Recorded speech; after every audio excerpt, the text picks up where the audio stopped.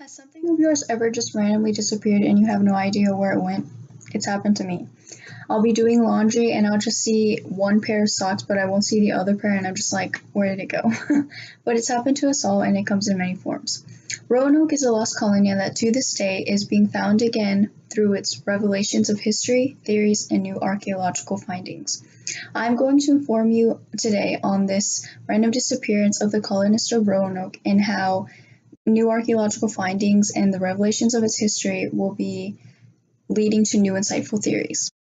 An article about Roanoke on History.com states that in 1587, a group of English colonists went to America to colonize, and they also called it the New World.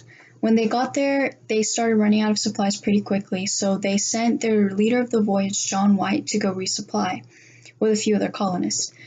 There was, unfortunately, History.com also states that there was a war between Spain that delayed their return, and they didn't return until 1590.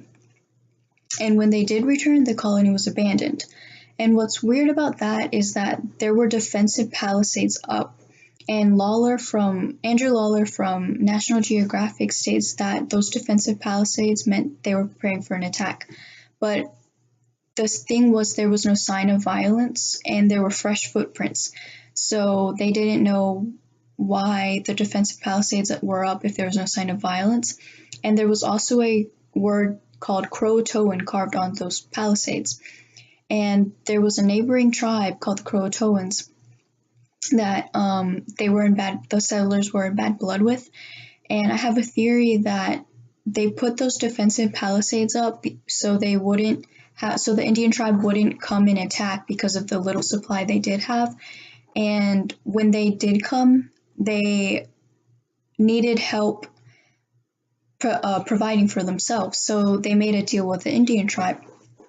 And before they left with that tribe, they wrote Croatoan on the palisades as a prearranged code. And Lawler states that that prearranged code was something they talked with John White before he left that to write their next destination. And however, on top of my own theory, there are lots of other theories. Various theories about what happened to the colonists that started from right after they went missing and people went in search of them to our present day.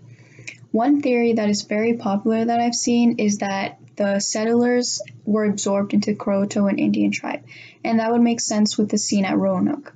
Another theory I saw was from Lawler from National Geographic's.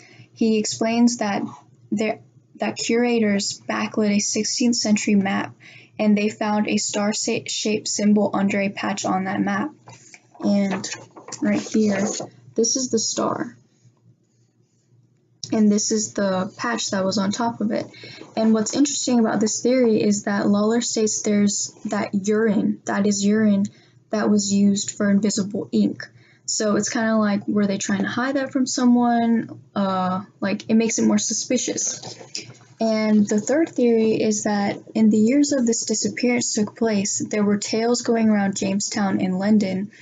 And it's also in Lawler's article, and it states that there were tales of mass slaughter and there were just gruesome things that happened to the colonists. And I mean, it was very gruesome, and it's not something they want to hear.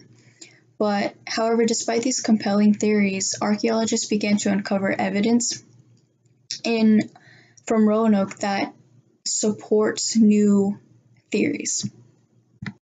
As archaeologists have continued to explore Roanoke and figure out what the reason was that caused the colonists to disappear, they are finding more and more evidence that has gotten them closer to that goal. History.com states that there was extreme drought conditions between 1587 and 1589 in the area of Roanoke. So you can tell that their supplies were probably going away faster than they expected. So they had to take matter into their own hands and not just sit around and wait for John White to return. So they probably went around looking to different places for supplies.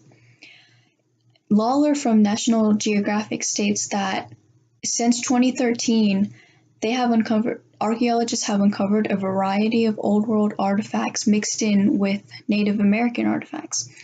And that means they were probably living together. There were things such as European copper and pottery found together.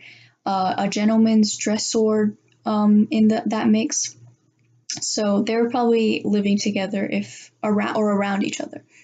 Lawler also found that John Smith had been told from Indian tribes when he was in Jamestown that there were men wearing European clothes west of Roanoke and in the Croatoan Islands. So that kind of got people thinking, like, well, I mean, that supports the theory that they immersed themselves in with the Croatoan tribe. And these archaeologist findings are a path to the truth.